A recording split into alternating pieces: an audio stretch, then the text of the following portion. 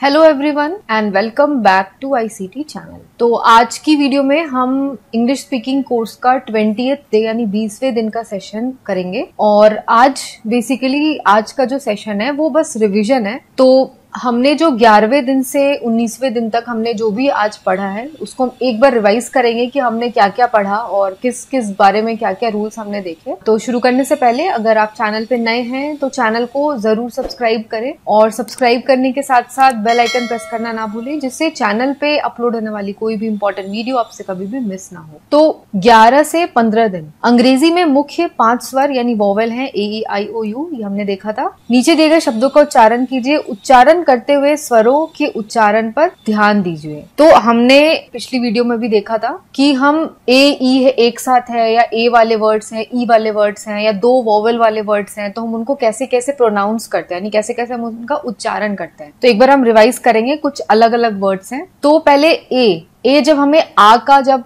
स्वर देता है जैसे कार में, तो वैसे कौन कौन से वर्ड्स हो सकते हैं? Far, star, card, hard, dark, mark, arm, farm, harm, art, part. तो इस तरीके के ऐसे ये सारे वर्ड्स हैं। Can't, balm, palm, draft, graph, ये सारे ए वोवेल वाले वर्ड्स हैं, लेकिन ये आ का उच्चारण देते हैं। अब हम देखते हैं वाई या आई, जैसे माई में। तो यहाँ पे हम जो आई स्वर का उच्चारण देते हैं वो वोवेल्स है, या तो वाई होते हैं या तो आई। जैसे स्काई में SKY स्काई होता है तो हम उसको स्काई बोलते हैं। WIFE होता है, इसको हम वाइफ बोलते हैं, यानी दोनों में आई का उच्चारण हमें मिलता है। जैसे बाई, BUY में भी बाय, क्राई, ट्राई, स्पाई। फिर LIE, इसमें भी हम पढ़ते हैं इसे लाई, इसे हम ली या लिए नहीं पढ़ते हैं। टाई, आई, लाइफ, वाइफ, लाइक, स्ट्राइक। तो इस तरीके के जो शब्द हैं, ये सारे वर्ड्स आप एक बार रीड करेंगे तो आपको पता चलेगा कि ये सारे आई स्वर का हमें प्रोनाउंसिएशन देते हैं। फिर आता है यू या फिर ओ, जैसे कि कप में बट, कट, रब, तो ये हमें अ स्वर का उच्चारण देते हैं। जैसे but, cup, gun, up, sun, butter, hut, front, worry. तो या तो यू हो, सिंगल यू हो, या फिर ओ हो। ओ वाले जैसे हो गए सम, डजन, तो हम इसे डजन पढ़ते हैं, इसे हम डोजन नहीं पढ़ेंगे। कजिन, इसे हम कोजिन नहीं पढ़ेंगे। मंडे, सन, तो जो ओ और यू वाले होते हैं उन्हें हम ऐसे पढ़ते हैं। फिर नेक्स्ट आता है आई। तो आई हमने अभी ऊपर पढ़ा था, तो जिसमें हमें आई का उच्चारण मिलता है, जैसे स्काई, हाई, वाइफ, लाइक। लेकिन यहाँ पे जो शब्द हैं ये सारे, ये हमें ई का उच्चारण देते हैं, छोटी ई का। जैसे फिट, हिट, यहाँ पे आई तो यूज हो रहा है लेकिन हमें ई का उच्चारण मिल रहा है। तो ऊपर आई में हमें आई का उच्चारण मिल रहा था, नीचे वाले आई में हमें ई का उच्चारण मिल रहा है। इन, सिन, थिन, विल, किल, स्टिल, तो ये सारे वर्ड्स जो हैं ये हमें ई का उच्चारण देते हैं। फिर आता है ई ए या फिर डबल ई।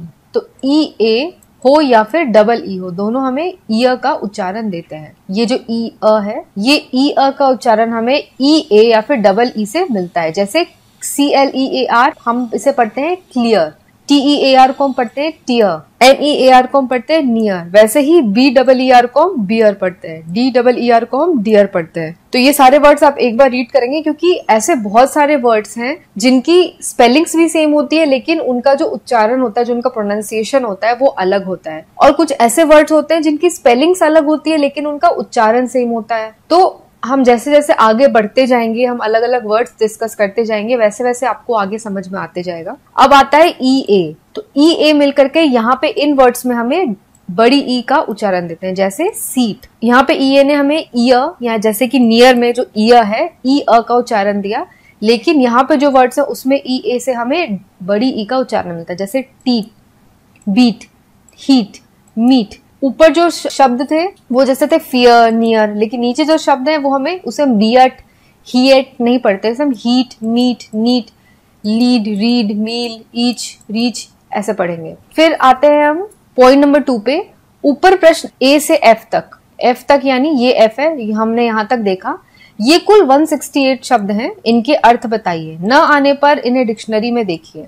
इनमें से 150 के अर्थ ठीक हो तो वेरी गुड। तो ये सारे जो टोटल वर्ड्स यहाँ तक हैं, यहाँ तक स्पीक तक, ये टोटल 168 वर्ड्स हैं। तो ये कोई बहुत ज्यादा डिफिकल्ट वर्ड्स नहीं है, सारे छोटे छोटे वर्ड्स हैं। आपने कहीं ना कहीं ने पढ़ा होगा बुक में, न्यूज़पेपर में, या आपने टीवी पे सुना होगा। ये ऐसे बहुत कॉमनली यूज किए जाने वाले वर्ड्स हैं। तो आप प्रैक्टिस के लिए इन सारे वर्ड्स की मीनिंग आपको बतानी है। इनमें से अगर आप 150 वर्ड के अर्थ बता पाते हैं तो आपकी जो वोकैबुलरी यानी आपका जो वर्ड्स का जो आपका वोकैब है वो बहुत अच्छा है, वेरी गुड है। अगर आपको 125 वर्ड्स के मीनिंग ठीक ठीक पता है तो आप सही हैं, मतलब आपने अच्छा आपको नॉलेज है। अगर 100 ठीक है तो उतना बुरा भी नहीं है, लेकिन अगर आपको 100 वर्ड्स के भी मीनिंग नहीं पता है तो आपको इन वर्ड्स पे काम करने की बहुत जरूरत है। तो आप इन वर्ड्स की मीनिंग डिक्शनरी में देख सकते हैं। तीसरा है पृष्ठ 1 से 168 वर्ड्स में कुछ शब्दों में स्वर तथा कुछ शब्दों में व्यंजन मूक या अनुच्चरित है। तो यहाँ पे कुछ वर्ड्स ऐसे हैं जिसमें हर एक वर्ड को स्वर में यूज नहीं किया गया, यानी कि वो साइलेंट है, जैसे कि GUAR guard, BAL balm, PALM palm, इन सब में L जो है वो साइलेंट है, गार्ड में U साइलेंट है, L बाम में हम L बालम नहीं पढ़ते, हम बाम बोलते हैं, इसको हम पालम नहीं पाम पढ़ते हैं। तो इन वर्ड्स में L साइलेंट है, मतलब L है लेकिन हम L को उच्चारण में नहीं ले रहे हैं। वैसे ही टाइट में G साइलेंट है, 8 में भी G साइलेंट है। ऐसे ही कुछ और मूक वर्ण यानी साइलेंट लेटर्स वाले शब्द ढूंढकर उनकी लिस्ट बनाइए। यह भी बताइए कि उनमें कौन सा वर्ण मूक है। तो यहाँ पे इतने सारे वर्ड्स हैं, आप इनमें से ही आप लिस्ट बना सकते हैं कि कौन कौन से इसमें से वर्ड्स हैं जिसमें कुछ लेटर्स साइलेंट हैं। इन शब्दों का उच्चारण नागरी लिपि में लिखिए, जैसे रफ का हिंदी, नागरी लिपि यानी हिंदी में आप उसका उच्चारण लिखिए इन सारे शब्दों का। यहाँ पे कुछ शब्द दिए गए, rough, fail, philosophy, forgive, edge, page, from, arm, tribes, hopes, Asia, Shimla, Russia, thin, then. नीचे दिए गए शब्दों में जो अक्षर अनुच्चरित हैं उन्हें लिखिए। अनुच्चरित यानी जो लेटर्स इसमें शांत हैं, जो साइलेंट लेटर्स हैं, उन्हें आपको बताना है, उन्हें लिखना है। जैसे फॉर एग्जांपल मैं 1-2 बता देती हूँ। काम है तो काम में L साइलेंट है, तो यहाँ पे अनुच्चरित अक्षर जो हो गया वो हो गया L। डेट में B साइलेंट है, इसे हम डेप्ट नहीं पढ़ते हैं, हम लिखते DEBT है, लेकिन डेप्ट में जो B होता है वो साइलेंट होता है, हम इसे पढ़ते हैं सिर्फ DET, डेट। तो इस तरीके से बाकी के वर्ड्स में आप बताएं कि कौन कौन से अक्षर अनुच्चरित हैं यानी साइलेंट हैं। इन शब्दों का उच्चारण नागरी लिपि में लिखिए। अब ये जो आपको नेक्स्ट इतने सारे वर्ड्स दिए हैं, इसको आप हिंदी में उच्चारण आपको लिखना है, और सही उच्चारण क्या है ये पहले आप खुद से लिख ले, उसके बाद आप डिक्शनरी में या ऑनलाइन नेट पे आप चेक करें कि आपने जो उसका उच्चारण लिखा है हिंदी में वो सही है या गलत है। अभ्यास के लिए इन शब्दों में से ठीक स्पेलिंग वाले शब्द छांट कर डिक्शनरी से लिखिए। अब यहाँ पे हर शब्द के 2-2 स्पेलिंग आपको दिख रहे होंगे, जैसे ये हाइट है 2 बार, स्पीक 2 बार है, कॉल 2 बार है। तो इनमें से कौन से वर्ड सही है, मतलब किसकी स्पेलिंग सही है वो आप छांटिए। जैसे पहला हाइट है HIEGHT और दूसरा है HEIGHT, तो इन दोनों में से ये वाला जो हाइट है ये सही है, ये हाइट की सही स्पेलिंग है। स्पीक की स्पेलिंग होती है SPEA यानी ये वाला स्पीक सही है, ये वाला गलत है। तो इस तरीके के ये बाकी सारे वर्ड्स में से आप छांटिए। जैसे अब हैवी का है, एक है ये HAVI, एक है HAVY, तो इसमें से HEAVY जो है ये करेक्ट है, ये HAVY गलत। इस तरीके से बाकी वर्ड्स को आप छांटेंगे, जितने सब्सट्रैक्ट जितने वर्ड हैं और कितने आपके सही हुए। अगर आप इनमें से किसी वर्ड्स के अगर आपको स्पेलिंग नहीं पता है तो आप उनको अलग से रहने दीजिए, फिर आप बाद में डिक्शनरी से देख करके आप छांट लीजिएगा, और जितने आपको पता है वो आप खुद से प्रैक्टिस कीजिए। फिर आप ये देखिए कि आपके इनमें से कितने वर्ड्स के स्पेलिंग सही होते हैं। फिर 16 से 19वें दिन अंग्रेजी में प्रश्नवाचक यानी इंट्रोगेटिव वर्ड्स हैं, what, who, how, which, when, where आदि। नीचे दिए गए वाक्यों में इन शब्दों का प्रयोग हुआ है, इनका हिंदी में अनुवाद कीजिए। अब हमने 16वें से 19वें दिन में हमने ये सब पढ़ा था, तो यहाँ पे आपको कुछ इंग्लिश के क्वेश्चन वाले सेंटेंसेस यानी इंट्रोगेटिव सेंटेंसेस दिए गए हैं, प्रश्नवाचक वाक्य दिए गए हैं, आपको बस इसका हिंदी में अनुवाद करना है। जैसे what do you mean, what do you mean का मतलब होता है तुम्हारा क्या मतलब है। फिर what does your father do, इसका मतलब होता है तुम्हारे पापा क्या करते हैं, यानी तुम्हारे पिताजी क्या करते हैं। तो इस तरीके से बाकी जो 21 सेंटेंसेस है आप इसका हिंदी में अनुवाद करके लिखिए, ये आपके प्रैक्टिस के लिए है। फिर निम्नलिखित अंग्रेजी वाक्यों का हिंदी में अनुवाद कीजिए, फिर उसे नीचे छपे हिंदी अनुवाद से मिलाइए। अब आपको ये नहीं देखना है, ये आपको 1 से लेकर के टोटल 17 तक सेंटेंसेस है। You have learned a lot, haven't you, इसका आप हिंदी में अनुवाद कीजिए। पहले आप आंसर्स आप नहीं देखेंगे, इसको कवर आप कर देंगे। हिंदी में अनुवाद करके जब आपने लिख लिया, उसके बाद यहाँ जो आंसर्स दिए हैं, हिंदी अनुवाद दिए हुए हैं, उससे आप मिलाइए कि आपने कितना अनुवाद सही किया है और कितना आपने गलत किया है। ये आपकी प्रैक्टिस के लिए, अगर आप पहले ही देख लेंगे तो आपका कुछ फायदा होना नहीं है। अगर आपको सच में देखना है कि आपने जितना पढ़ा अब तक आपको उसमें से कितना समझ आया है, आप कितना सीखे हैं। तो आप इसको पहले खुद से सॉल्व करेंगे, उसके बाद आप आंसर अपना मैच करेंगे। अब अपने अंग्रेजी के नए वाक्य सीख लिए हैं, उन्हें अपने मित्रों के साथ बोलने का अभ्यास कीजिए। तो हम 20th डे यानी 20वें दिन का सेशन कर रहे हैं। तो अब तक 19 दिन तक हमने बहुत सारे वाक्य सीखे हैं, बहुत सारे रूल्स हमने सीखे हैं। तो हमने अभी कॉम्प्लिकेटेड सेंटेंसेस को, कॉम्प्लिकेटेड वाक्य हमने अभी नहीं उठाए, हमने सिर्फ अभी सिंपल छोटे छोटे वाक्यों को अभी तक सीखा है। तो आप इन सारे वाक्यों को अपने दोस्तों के साथ, अपने फैमिली मेंबर्स के साथ बोलने का प्रैक्टिस कीजिए। जितना ज्यादा आप छोटे छोटे वाक्य बोलेंगे, उतना ज्यादा आपका कॉन्फिडेंस लेवल बढ़ता जाएगा। और जैसे जैसे हम आगे बढ़ेंगे, जैसे जैसे हम आगे नई नई चीजें सीखेंगे, आप उसको और अच्छे से सीख पाएंगे, अच्छे से और ग्रैब कर पाएंगे। तो प्रैक्टिस बहुत जरूरी है। नीचे अभ्यास के लिए प्रश्न और उनके उत्तर दिए गए हैं। आप अपने साथी से कहिए कि वह आपसे प्रश्न करे और आप उत्तर दें, फिर हमारे उत्तर से मिलाएं। तो यहाँ पे आपको प्रश्न दिए गए हैं और यहाँ पे उसके उत्तर हैं। अब आप अपने किसी फ्रेंड को, या आपके साथ कोई आपका भाई या आपकी बहन है, उनसे आप बोलिए कि आपसे ये प्रश्न आपसे वो करें। आपको ये आंसर नहीं देखना है, वो जब आपसे प्रश्न करेंगे तो आप कोशिश कीजिए कि आप उनके उत्तर दें, इंग्लिश में ऑब्वियसली। उसके बाद जब आप उत्तर दें, फिर आप देखें या उनसे बोलें कि आपने उत्तर सही दिया या नहीं दिया। जैसे पहला है what's her dogs name, it's Juno. तो जरूरी नहीं आप जूनो बोले, मतलब इसका सेंटेंस का मीनिंग हुआ कि उसके कुत्ते का क्या नाम है। तो आप इंग्लिश में कैसे बोलेंगे, it's name is Tommy, it's name is मोती। इस तरीके से आप आंसर देके देखिए, फिर आप देखिए कि आपने कैसा आंसर दिए हैं। फिर है निम्नलिखित वाक्यों का हिंदी में अनुवाद कीजिए।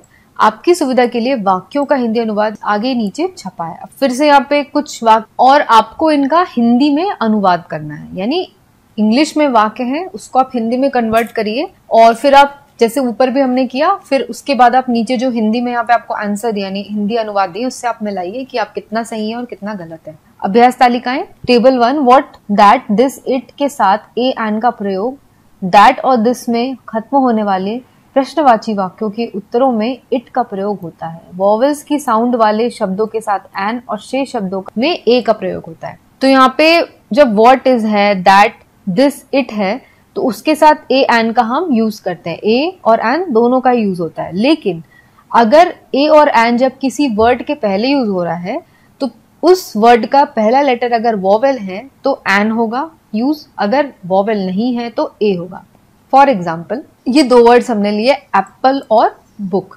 तो एप्पल जो है वो ए से स्टार्ट हो रहा है और ए वॉवेल है, यानी स्वर है। बुक है वो बी से स्टार्ट हो रहा है और बी स्वर नहीं है, ये व्यंजन है, यानी ये कॉन्सोनेंट है, ये वॉवेल नहीं है। तो अब हमें ए और एन का यूज करना है। तो एप्पल के सामने हम हमेशा एन का यूज करेंगे, यानी एप्पल एन एप्पल हम लिखेंगे, हम कभी भी ए एप्पल नहीं यूज करेंगे। वैसे ही बुक के सामने हम हमेशा अ का यूज करेंगे। एन बुक कभी भी यूज नहीं होता है, ये गलत है, हमेशा अ बुक होता है, या तो द होगा या फिर अ होगा। तो ये याद रखें, वॉवेल के सामने एन और बाकी व्यंजनों यानी कॉन्सोनेंट के सामने ए का प्रयोग करना है। जैसे what is that, it is a book, it is a large bottle, it is a small cup. वही एन ओल्ड बुक, तो ओल्ड बुक में ओ जो है वो वॉवेल है, तो ओल्ड के पहले हमने एन का प्रयोग किया, हमने अ ओल्ड बुक नहीं कहा, हमने कहा एन ओल्ड बुक। वैसे it is an empty bottle, empty में ई जो है वो वॉवेल है, तो हमने एन का प्रयोग किया। एम्प्टी कप, एन का प्रयोग किया। अब व्हाट, व्हाई, वेयर, हाउ प्रश्नवाची शब्द वाले वाक्य हैं। जैसे what did you criticise him for, ये कुछ वर्ड्स आपको अलग अलग टेबल्स में दिए गए हैं, आप इसको मिक्स एंड मैच करके बना सकते हैं अलग अलग sentences. Shall, should, will, would के प्रश्नवाची शब्दों की तरह वाले वाक्य प्रयोग में लाने नम्र बनाते हैं। शुड और वुड प्रश्नों को नम्र बनाने के लिए प्रयोग किए जाते हैं। तो शैल, शुड, विल, वुड जो है वो प्रश्नवाची शब्द हैं, लेकिन हम शुड और वुड का जब यूज करते हैं और शैल, विल, ये सब का जब हम यूज करते हैं तो हम नम्रता दिखाते हैं सेंटेंस में। जैसे शैल आई स्टॉप वॉकिंग नाउ, यानी हम आज्ञा ले रहे हैं कि क्या अब मैं चलना बंद कर दूं। तो शैल, शुड, विल इस टाइप के जो शब्द हैं वो क्वेश्चन में यूज होते हैं और जो सेंटेंसेस हैं उनको नम्र बनाते हैं। तो आप इन ऊपर में आपको ये 2-3 टेबल दिए गए हैं, आप इसको रिवीजन करें। जैसे अलग अलग शब्द हैं, जैसे व्हाट के साथ डिड लगा के आप दे कर सकते हैं। What did they invest, what did they support him for, what did they criticise him for, where did they invest the money. तो इस तरीके से आप अलग अलग वर्ड्स को, जैसे इसको इससे मैच किया, इसको इससे किया, इसको इससे किया, ऐसा 3-4 वर्ड्स अलग अलग बना सकते हैं। तो ये आपके प्रैक्टिस के लिए है। तो इसी के साथ हमारा आज का ये 20वें दिन का सेशन यहीं पे समाप्त होता है। तो अगर आपको आज की ये वीडियो आपको कैसी लगी आप मुझे जरूर बताएं, और अगर आज की वीडियो पसंद आई हो तो लाइक बटन को दबाएं और इस वीडियो को अपने फ्रेंड्स के साथ भी जरूर शेयर करें। तो आगे भी हम मिलते रहेंगे नेक्स्ट डेज के सेशन के साथ अपने इंग्लिश स्पीकिंग कोर्स को कंटिन्यू करते हुए। और आई होप कि अब तक हमने जितने सेशंस कवर किए उसमें आपने बहुत कुछ सीखा होगा और आपकी इंग्लिश कुछ हद तक ही सही इम्प्रूव हुई होगी। तो मैं आशा करती हूँ कि आप हमारे साथ ऐसी ही प्रैक्टिस करते रहेंगे और आपकी इंग्लिश इम्प्रूव हो जाएगी। तो आज के लिए बस इतना ही। मैं मिलूंगी आपको अगली वीडियो के साथ। तब तक के लिए take care and have a nice day. तो अगर अब तक आपने चैनल को सब्सक्राइब नहीं किया है तो आप ICT चैनल के नीचे जाके चैनल को सब्सक्राइब कर लें, और सब्सक्राइब करने के साथ बेल आइकन दबाएं और ऑल सेलेक्ट करें। ऑल सेलेक्ट करने से आपको जब भी चैनल पे वीडियोस अपलोड होंगी आपको उसका इंस्टेंट नोटिफिकेशन मिल जाएगा और आपको वीडियो सर्च नहीं करनी पड़ेगी।